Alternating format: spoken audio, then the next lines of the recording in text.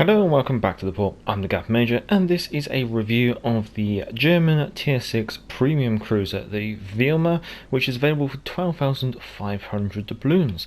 Now this is going to be a game of domination on the Atlantic. Enemy team: Guidi, Agil, Bedoini, Nuremberg, Exeter, Weimar, Izumel, Fuso, Tennessee. So it's a Tier 5 and 6 games on the left flank, and I was hoping the Fubuki might try and play the Charlie objective, but that is not going to be happening apparently. Anyway, the Weimar, what are we looking at historically wise? Well, towards the 1930s, the aging 11-inch gun dreadnoughts that Germany had were coming up for renewal. They were allowed to actually replace them. Now designs were laid down for something similar to the York, a 8-inch heavy gun cruiser. An alternative design was the Weimar, which was the same kind of cruiser but equipped with 6-inch guns in treble turrets instead. And then last but not least, there was the Deutschland class heavy cruisers, which were designed with 11-inch guns to replace the 11-inch guns, but on like a heavy cruiser kind of style. Although potentially maybe it could be referred to as like a coastal battleship was the maybe initial intent, but that's not exactly how it came through in the end. Anyway, so in comparison to the Tech Tree Tier 6 cruisers, and therefore using the Tech Tree ships in order to set a baseline of what would be expected. So survivability wise, you have the second lowest base HP of 32,000. You also have the third lowest torpedo reduction of only 10%. Now, when it comes to the armour viewer, it's always best to go back to the port and have a look at the armour viewer in there. So here we are back in the port, taking a look at the armour scheme of the Weimar. Now, first of all, let's start off the bow plating and the stern plating, I guess you could say. What are we looking at? Well, it's 16mm plating. That's not going to be stopping a lot at all, in all honesty.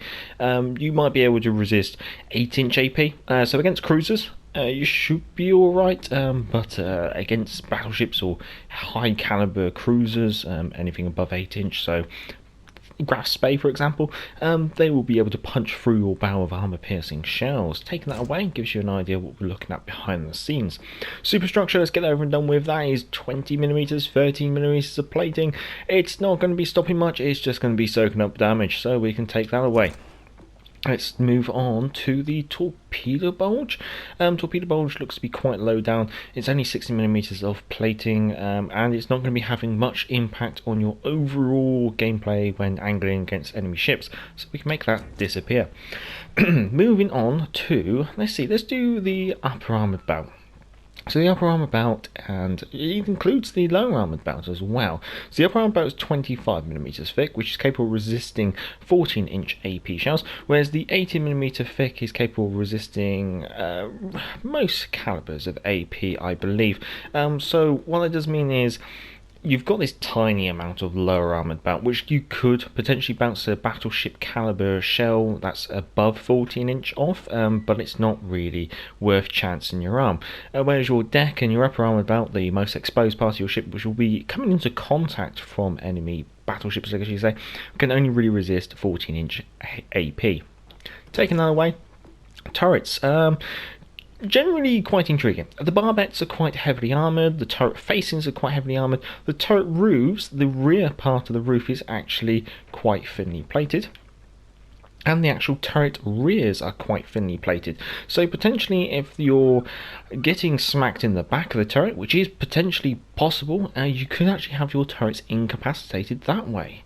Taking those away, we have the Citadel. We'll be looking so partially above the waterline with a very nice turtle back. It is only a 30mm turtle back, I believe. Yeah, so it's not much, but it is something, especially in addition to that additional plating, especially with that lower belt, which potentially is quite thick. Being able to punch through that and then get through the turtle back, especially at close ranges, could be quite awkward. At long ranges, obviously that turtle back will act against you, as it will offer a flat plate of steel against the incoming shell if it dives in through the upper armoured belt. It's got reasonably well armoured front, I guess you could say, so maybe if you're angling your front it could potentially skip off, but you're going to have to go quite angled, I guess you're saying. Potentially that will offer your very broadside, and on the stern again quite a nice amount of plating. Overall, armour scheme wise, it's, I'd say, better than the average for the tier. It's the same as the York in general, but when it comes to that upper armoured bout, being able to resist 14-inch shells, there's not many cruisers that have that much of an armoured bout like that. Ones that comes to mind really that have that kind of armour scheme, the Mayuku, and obviously her premium sisters, the Eastern and Southern Dragons, things like the Zara, the Surrey, and if you want to include some premiums, obviously the Cheshire has quite a decent armour scheme, better than this, and intriguingly the Charlemagne, which has 14-inch resistant AP all round the bow and the stern, so not as strongly armoured as that, but it is better than some of the averages, especially for cruisers which rely on the kind of gun characteristics that the Weimar does. If you compare it to, say, some of the other proper light cruisers like the Helena and the Atlanta and the Flint, those cruisers are incredibly squishy in comparison to this ship. So in comparison to other light cruisers, she's very well armed. Welcome back. So, moving on to the artillery. So she's equipped with 12 number 5.9-inch guns, which is potentially a little small, I guess you could say, in comparison. Furthermore, these guns are mounted in 4 treble gun turrets. We have X turret super firing over Y turret at the rear, and then we have Alpha turret with Bravo turret firing, super firing I should say, at the front. So we do have a reasonable complement of turrets, I guess you could say. Well, we'll have to disengage from that one, I think. Now, what do these turrets offer you? Well, they usually offer you the third longest range of 15.2 kilometers, and the guns will offer you the fastest reload of the tier of 5 seconds. Now, they do also offer you the third fastest turret reverse of 23.7 seconds per 180 degrees of rotation. Now, when it comes to the shells, initially things seem to make sense. You're looking at the lowest HE shell damage of only 1,700. Furthermore, you're looking at the lowest fire chance of only 8%. Now, when it comes to the AP shell damage, you're looking at the third lowest AP shell damage of 3,750. And if I forgot to mention it, the HE shell damage is 1,700. However, when combined with that 5-second reload, things start to get a bit crazy. You're looking at the highest HE DPM against the tech trees and against, say, some premiums. The only premium ships which have a higher HE DPM than you are the Flint and the Atlanta. You also have the highest fires per minute, stripping the Helena of her rightful place, and furthermore you have the highest AP DPM, the highest in total. When you consider there's things like the Fiji, which has the same amount of guns, which are AP only, somehow a ship which has access to both is able to outstrip her of a AP righteous position. Moving on to the torpedoes, you have 4 treble launchers mounted 2 per side, so this does offer you a bit of diversity in regards to where you can launch them. Now, very nice torpedo angles as well. However, they do offer you the fastest launcher reload, obviously joint, at 68 seconds per launcher. Third lowest torpedo damage though of 13,700. Average torpedo detection, which is 1.3 kilometers, pretty standard for the tier. Second shortest range of only 6 kilometers, so a little bit stumpy, more of a point defense than an offensive weapon, I guess you could say. Second fastest torpedo speed of 64 knots. I'm going to launch a fighter on the assumption there might be some torpedoes incoming. It all depends on what that enemy guidey does. Now, when it comes to the maneuverability, you have the second lowest speed of 31 knots. Do not take the speed that I'm travelling at as the base speed, simply because I have a speed build commander. There's a reason why I'm called the Galloping Major. She also has the smallest turn circle, which is quite nice, I guess, 650 meters. Fifth fastest rudder shift of 8.8 seconds as well. Now, when it comes to the concealment, you are looking at the second lowest, joint third, I should say, largest detection by sea. So you do have an above average of 13 kilometers. You also have a detection by air of 7.8 kilometers and a detection when firing from smoke of 6.4 kilometers. I'm not sure I'm going to be able to work out where the Aguil is. Whether I can engage the Fuso in open water is going to be another question. We'll have a go, I guess. Moving on to the Consumables. An interesting mix, I guess you could say. You've got two sonar, which are the typical German sonar, I guess you could say, with a being able to detect ships at 5.4 kilometers and detect torpedoes at 3.8 kilometers. This has a 116 second duration and 180 second reload. Of course, this can be swapped out for the defensive AA fire consumable, which can be a little handy if you're in an in a carrier game, I should say. However, the sonar definitely has a higher utility for you. When it comes to the catapult fighter, it's pretty standard stuff, I guess you could say. You're looking at 3 catapult fighters. These will have a 100 seconds duration and an 80 second reload.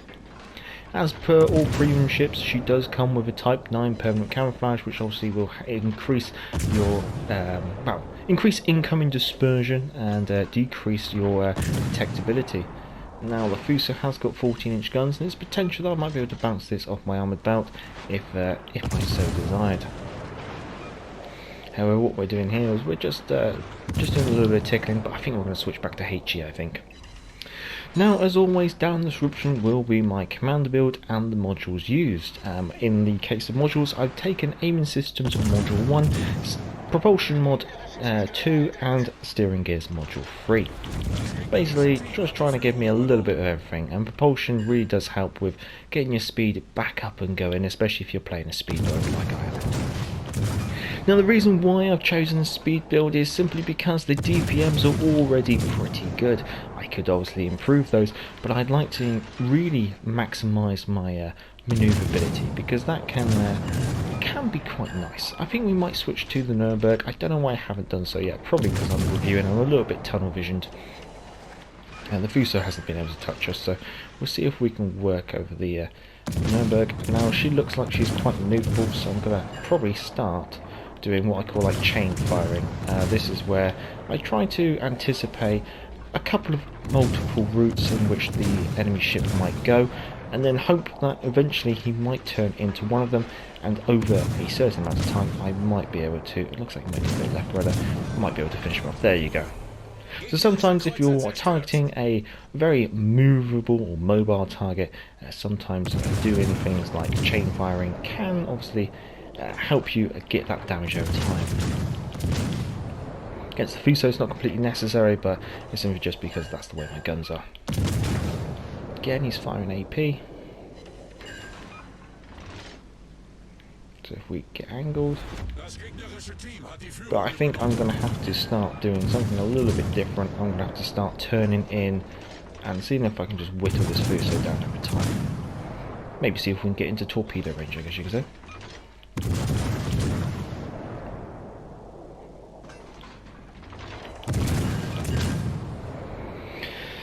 So the Weimar, she probably is a little bit overdone, I guess you could say. The thing that just showcases how overdone she really is her DPMs. Like, when you put all the stats together and you look at it, it is a little bit ridiculous about how high those fires per minute, that HE DPM and that AP DPM is.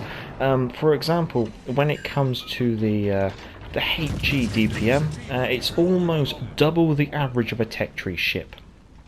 When it comes to the AP DPM, you're looking at about 104,000 in excess of the average for a tech tree ship. Furthermore, when it comes to the fires per minute, you're pipping the Helena for her first place spot.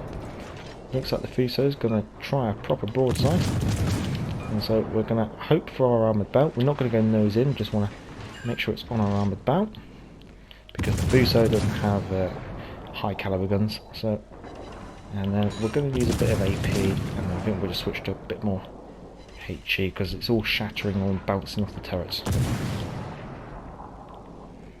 Now at these ranges things do get a bit risky, but with this DPM just whittling away. Don't want to start tucking it in, but this might hurt. So, whether or not I can actually pull this back from the brink, I don't know. The problem is when I'm reviewing, I always play maybe a little bit too passive, simply because I am reading out of the book live. And then once that's done, we move into more of a let's play function. At the moment, what's left on the enemy team? Enemy Exeter and enemy Tennessee, which I guess is generally good news. The Tennessee is 14-inch gun, so I can use my armoured belt against that. The Exeter is an 8-inch gun smoke cruiser, but the Exeter has quite thin armour. I think, as I was kind of saying, the DPMs on this are very, very high, and when you compare her to ships which also have high DPMs, she has a very good armour as well. So there's a thing, like, I know some of the justification behind why she is what she is being put down to, well, she's supposedly quite squishy, but really her armour is actually very good, or good enough for the tier. For a 6-inch gun cruiser, if you do some comparisons, it doesn't quite add up, I guess you could say. Like, if you look at, say, all the American light cruisers, they are very, very thinly armoured in comparison. And when you look at, say, some of the heavier cruisers, they're the ones that will have the decent armour. And so it just seems it doesn't seem to quite add up. So I was seeing gunfire over there, generally imply that both enemy ships are over there. I think I'm going to have to see if I can just go for the double kill. I think that's the only way I'm going to be able to pull this back. I assume that they're shooting at each other. So whether we can get in there and maybe see if we can deal something to the enemy Exeter. I've probably done a little bit too much dallying around over on the far side, but I did tie up 2 enemy ships to my 1, so potentially did provide the friendly team a numbers advantage while I still could. So how would I fix the Weimar? Well, it's quite obvious, really. It seems to be the reload speed. The reload speed of 5 seconds is just far too quick. That really needs to be tweaked, and the way it should be tweaked, I guess you could say, would be probably to increase it. I think my rule of thumb would be probably to increase it somewhere to about 7.5 seconds would put you on par with the Lutjens in regards to DPM. Otherwise, you're probably going to be looking at needing to go to about maybe 8 seconds might make sense. The reason being is because you do have armour, unlike the Lutjens. And there's high caliber. Now we are going to have to be a little bit cautious of the Exeter, which is conveniently concealed. But thankfully the Exeter is firing almost volley shots, and what the advantage of that is basically it means that I can almost angle in when I'm anticipating incoming fire. And amusingly, because the Tennessee is behind the smoke screen and I can use my catapult fighter, I'm actually gaining visibility on the Tennessee. Trying to angle it in. Well, I don't want to go too much in, but you can kind of appreciate how squishy she is, but it's just not squishy enough in my opinion. In general, I would probably expect her to be a lot more squishy. Now we're going to switch into our front turret, and we're going to see if we can just work this over.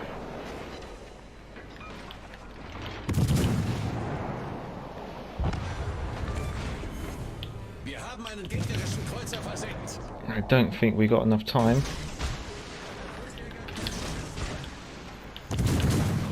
I think if we had more time we would have a fighting chance, but otherwise it is what it is, unfortunately. But I think hopefully that showcases how strong this cruiser is, especially when I'm distracted reading out of a book for a large majority of that. I'm not exactly providing you with the best gameplay I can offer, and I'm trying to offer you like a concept of just my average gameplay really, even if I am partially distracted. So walking away with 144,000 damage. Yes, I am top tier in this game, so it has made it probably relatively easy, and also the very low battleship count probably made it quite easy for me as well, I will confess. Doing 365 hits on target, causing 11 fires, getting 3 citadels as well, along with 3 kills, and high caliber as well. Coming top of the team with 1,723 ship XP, which would also amusingly place me about 4th in the enemy team, but it's worth noting that the enemy team does have a 1.5 multiplier in regards to their ship XP on the end screen, which is always quite amusing. So potentially, I might have got away with making the most XP that game out of everyone, which is again amusing. Economy wise, obviously she's a tier 6 premium ship, so she does have a reduced ship service cost and increased credit earning potential. So in this case, with a premium account and a common credit booster, I've been able to walk away with a total profit of 528,000 credits after a ship service cost of only 84,000 credits. So she really is going to be raking in those profits. So all in all, potentially a little bit OP. There's a clip from Starship Troopers that I'd like to share with you, and it's very much what I think Wargaming is thinking right now. This isn't random or light. Someone made a mistake. Someone made a big goddamn mistake. Well, that's all I have to share with you today. I hope you have enjoyed it, and if you have, feel free to give it a thumbs up. Enjoy this kind of content, feel free to subscribe, and down in the description is the link to Patreon if you want to support the channel on Patreon. Also down there with the modules, the commander build, and the email address to the channel if you want to send any of your own game captures for the community spotlight video, which happens on the Monday. Obviously, I'd like to say thank you to all the patrons and all the subscribers, and if you are a patron, your names will be appearing on the end screen as it is a premium ship. Until next time, I'm the Gareth Major, and back to the port. Hey, hey, clear the way, here comes the galloping major. Bumpity, bumpity, bumpity, bump. Get out of the way, there